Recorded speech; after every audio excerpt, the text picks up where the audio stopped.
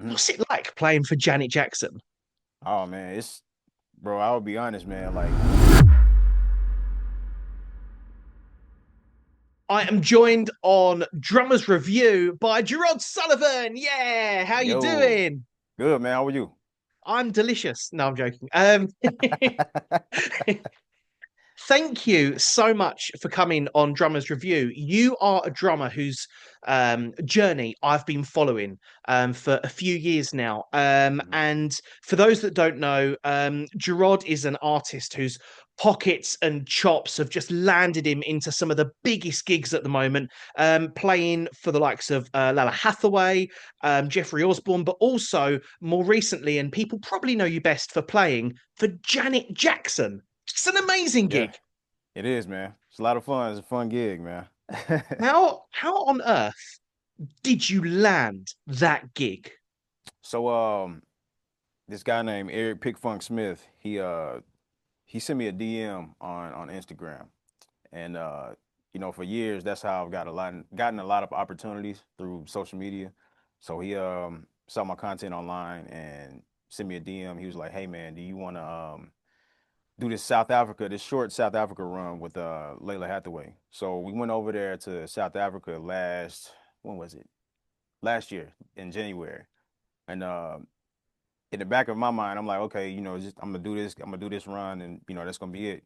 And I mean, Layla Hathaway is a well-known name as well. Like that was a big deal for me already. Like I was stoked to play for her, but we did that run, and he knew in the back of his mind already, like I'm gonna take this guy to South Africa and like check his temperature. He knew I could play, but Yeah. it's important as a musician who's looking to tour with other people. It's like how is his character on the road? How does he carry Mm. himself on the road? Is he a good hang? All that kind of stuff. So that's what he didn't know. That was the gray area. So he took me Okay. out on that run to kind of check my temperature. But in the back of his mind, he's already like, okay, if he passed this test, I'm gonna offer him the gig or whatever. So Wow. we did that run, and in the middle of everything while we're preparing for this run, he's kind of like hinting and kind of like, you know, uh, asking me questions like, "Hey man, how well are you with using drum triggers and like electronics and stuff like that?" And I was like, I'm cool. I had all the gear at the house already, but Yeah. it's been a minute. It's been a minute since I like sat down and like spent time with using that stuff. But I knew in the back of my mind, like if I put in the work, I can do it. So I told him I was cool with it. I was good. I was good with electronics, and we did the run, and everything went well. So we get back, and Mm. he's like, "Hey man, got this situation with Janet, and all I need you to do is, just play. I'm gonna send you two tracks, play to him, and record yourself playing to him, and I'll send her the videos, and then we can go from there, and So just see were how you see if things nervous turn when out." when that happened? Were you look? I know you're an incredible drummer, but Hmm. to for somebody to go to you, to essentially reach out on Instagram, give you a couple of gigs, and then set you up to play for Janet Jackson, were you nervous when they asked you for those videos? Man, I wasn't nervous. For me, man, it was like I've always said to myself, like I didn't know that I was ever going to get the opportunity to tour and play for artists of that magnitude. It's like, but I always knew that if I ever get the opportunity, I'm about to blaze this gig. Whatever Yeah. it was, like whatever it was on that scale, I knew Mm. that all I needed was the opportunity. So I Mm. wasn't nervous, but I was fired up. I was determined. Wow. And I was like, I came home and I'm like, as soon as we get back in the States, like I'm on it. And I mean, like I'll say we got back to the States and from South Africa, maybe like it was in the wee hours in the morning, maybe, or Mm. like 7 a.m. or something like that. Mm. As soon as I walked in the house, man, I like started working on my setup. So I was like Wow. fired up. I was trying to get it out as soon as possible. So I wasn't nervous, but I was like, man, this is an opportunity that I've been really wanting. So I'm like really about to put this work in, and I'm about to make sure that like when I record these videos, like I'm acting as if I'm already performing on stage, and I want that to come across in the video. So I was fired up. Wow. Yeah, That's man.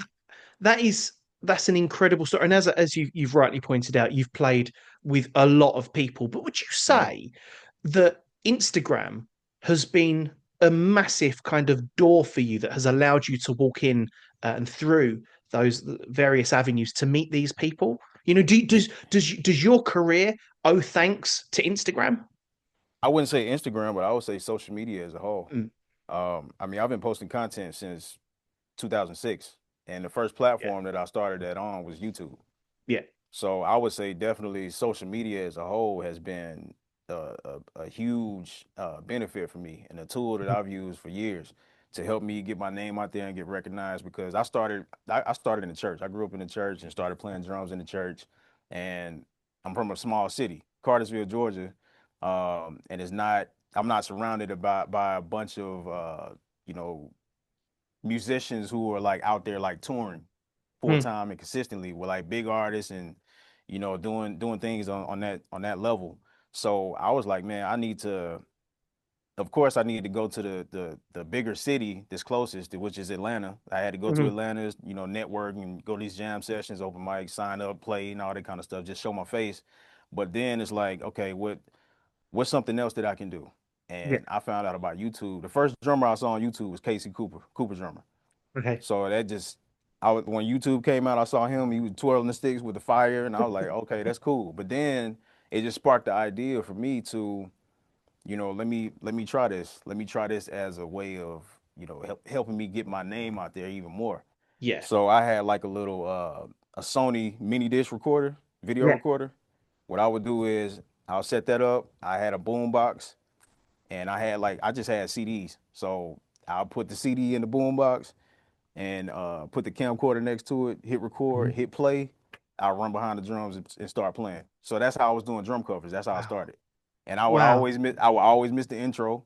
Because I was running back to the kit. So I would always come in like, I don't know, the first verse or whatever, but that's what I had to do. And that's where I At, le- started. So at least you're in good shape. If that was me trying to run back to the drum kit, I think I'd be absolutely out of breath and not even able to pick up the sticks. hey man, it was a few times where I would knock over maybe a cymbal or something trying to get behind the kit real fast. But It's like hey something man, out of that Spinal Tap.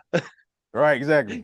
But yeah, man, that was the that's the journey I've been on, man. And then, as technology progressed and, I grew with, my gear and started getting more gigs. I started investing a little bit into my craft, into my gear, I got more stuff and it's just been an ongoing journey and, it's career has been elevating ever since. It seems to have taken off really quick. I mean, even over the past few years that I've been following you, even Hmm. I sound like a stalker, but even after the few years that I've been following you, I've really noticed a huge increase in your publicity and Hmm. people knowing about you and who you are. Hmm. I think for me, I saw you. I'm sure I saw you playing Thriller, Michael Jackson's Thriller, and you were like jamming along to it, and I was like, The Dirty how Loops. the yeah, oh, that's it. Yeah, yeah, yeah, yeah, yeah, Yeah, yeah. Dirty I was Loops. like, Yeah. how the bloody hell does he do that? And from there, it's just been amazing to watch you grow. Thank you, Um, man. but is that you're welcome? Call it £10. But is there an amount of work that's going on behind the scenes to ensure that you've constantly got content? Oh yeah, man. It's what I've been doing lately is I've been trying to batch record. So like in a couple of weeks I'll go back out with Janet Jackson. So what I'm trying to do now is like I'm already trying to plan like, okay, I need this amount of videos to be able to post consistently while I'm gone away for Yeah. for with Janet. So it's like I got to batch record in order to have that in the stash. Cause like my posting schedule right now is like I try to post like every 3 days.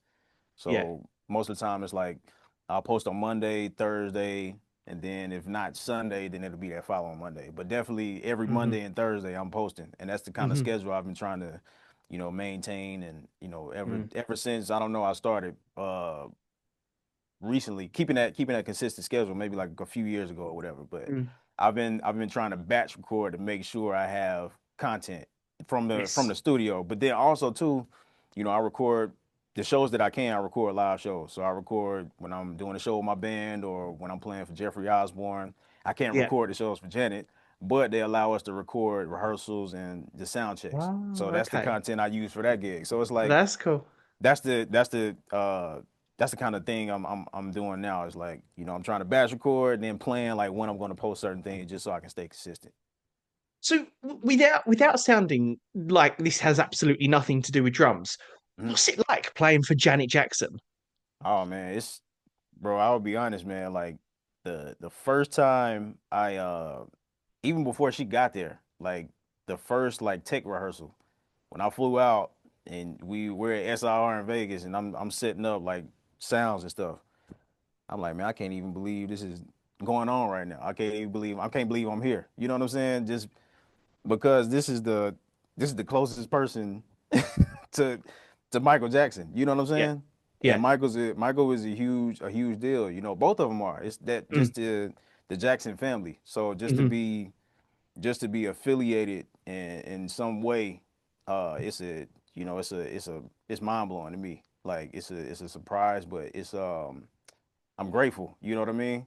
I'm grateful to have that opportunity and be able to work with Janet mm. and be able to tour and be on drums with her. But it's yeah, man, it's a blessing, bro. That's all I can say about it. You ever get when you're playing a song that Hmm. maybe you're really super confident with, you don't have to think too much about what you're doing. Do you ever Hmm. just kind of look out to the crowd when you're playing with Janet and the band and go, this is my life. I've managed to do that. I've managed to make drums my life. Amen. Yeah. Like so I'm trying to remember. So it was two times I did that. The one time it was like I think either the second or third show um that I did last year. It was at Kiel Forum Mhm. in California. And dude, I remember when the show started, like all you heard was Yeah. it felt like it was the energy was equivalent to you being at a football game or a basketball game. I had Right, never okay. experienced that because like this is probably the biggest crowd I've played in front of before. Yes. So when that happened, I was like, I can't believe I'm here right now. But it's like I dealt with that for a minute, like the first few shows, but then I kind of settled in. I'm like, okay, now I gotta do my job. Let me, Yeah, yeah. you know what I'm saying? But it was definitely exciting for sure, very exciting. And I was like, man, this the work that I've been putting in all of these years is finally paying off. Because it's like you go through that. I went through a stage in my career where it's like, man, you know, you see your peers advancing Mhm. before you do, and it's like, man, am I doing something wrong? You start to question yourself, like, am I doing something wrong, or am How did I? you change that? What how did you make how did at what point did you come to a crossroad and realize that you needed to go one way or the other to make it work? And what was going on at that point? So what I did was I just started to focus on the things that I had control over, which Mm, was my band and putting out a record. So at that point, I was like, if the opportunity comes, cool. I'm doing everything. I'm still practicing. I'm still working on my craft. I'm still preparing. But if the opportunity comes, cool. If it doesn't, it just wasn't meant to be. So I'm going to do what I can in my control, and that's where my focus is going. So that's part of the reason why I did it. I put my album out. I recorded an album with my band, put that out, and then the following year, which was last year, I was like, this year, 2024, I'm going to focus on my record, tour it with my band, and we're going to be doing shows, hitting the ground running.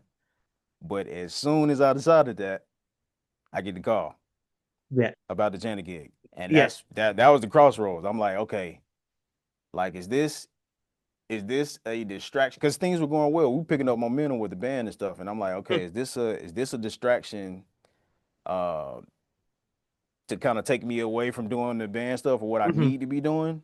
Or mm. do I need to do this because I know I've been wanting this opportunity for a while? So I'm like, I had to pray about it. I had to think about it. I'm like, hey man, this is a once in a lifetime opportunity. And this is the perfect time for me to try it and take it. Because my band's gonna be here. This is home. And it's like when I come home from off the road, band's still here. We may have to pick things back up, pick the momentum back up, but it's the band's not going Yeah. anywhere. This opportunity over Mhm, here mhm. may not happen again. So I decided to take that opportunity. And everything's working out. Now I have a pretty good balance of doing, the Janet stuff, and then when I'm off from Janet or the rest of the gigs that I'm doing, still do the band stuff. So but yeah, that was a tough moment though, because it was still like a process of me auditioning for that gig virtually, Yes. and I didn't know whether I was going to be getting that gig or not. So I still had to put things on hold with my band. So there was like a month and a half of me not doing anything but preparing for this gig in hopes of me landing that gig.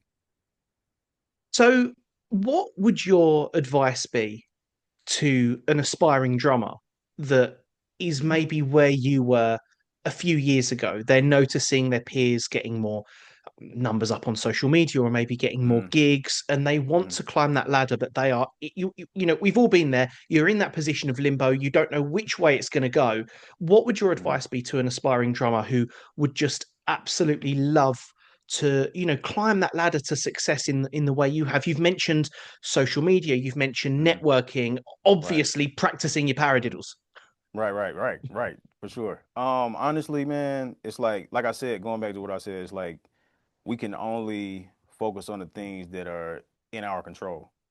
We can't control when somebody's going to call us or what type of opportunity is going to come towards us.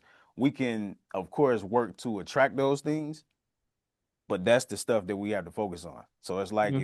if you're wanting to tour for a pop artist, or if you're wanting to, book shows with your band or whatever, it's like, okay, let's use the tools within our reach, social media, and upload content that's going to attract those certain types of opportunities. So Mhm. it's like if we want to tour with a pop artist, like that's the kind of content you should be posting, and just making Mhm. sure that you're doing everything you need to be doing to, like I said, attract those types of opportunities. And when the opportunity Yeah. comes, make sure you deliver.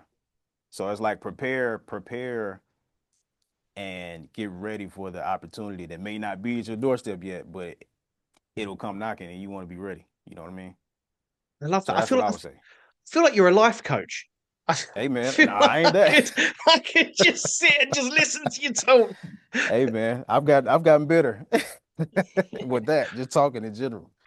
What life lesson have you learned behind the kit that you've taken into your personal life? Or what lesson in your personal life have you taken behind the kit? I would say I would say discipline, Mm. being disciplined, and also pushing myself, cause I lift in the gym, so it's like I have to have the discipline to be able to get up in the morning to go to the gym, Yeah. whether I want to or not. And then when it comes to getting in the gym, I have to push myself in the gym Yeah. to get these gains. So Mhm. it's like it kind of connects with me being behind the kit too. It's like in order for me to get better, I have to come downstairs and practice every single day, touch the drums. I have to be disciplined to do that. And Yeah. then when it comes to practicing, I can't only just shed on the things that I do well. I have to push Yes. myself past my weaknesses to get better on the kit. So it's like those two things, those really Yes. go well together in my life. And Hmm. like it's like if I'm not doing one of those things, I don't feel balanced.